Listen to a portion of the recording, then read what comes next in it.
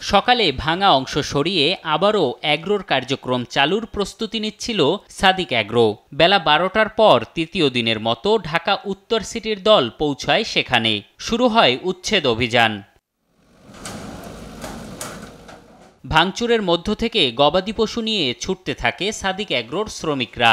অভিযানে নেতৃত্ব দেয়া নির্বাহী ম্যাজিস্ট্রেট জানান, নিজেরা সরিয়ে নেয়ার কথা বলে দখল চেষ্টা করায় এমন সারসী অভিযান তাদের।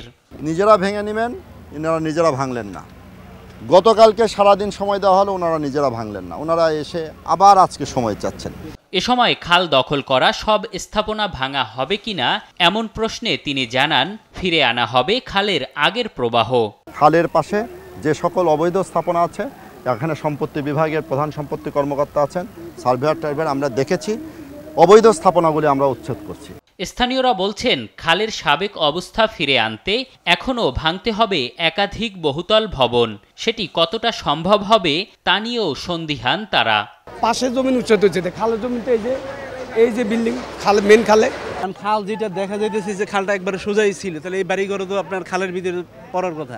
মোহাম্মদপুরের রামচন্দ্রপুর খাল আগের অবস্থায় ফিরিয়ে নিতে গত 27 জুন প্রথম উচ্ছেদ অভিযান চালায় ঢাকা উত্তর সিটি কর্পোরেশন। তার পরের দিন দড়ি ও বাঁশ দিয়ে আবারও দখল চেষ্টা চালায় সাদিক অ্যাগ্রো। এম এ আজিম, দেশ টিভি, ঢাকা।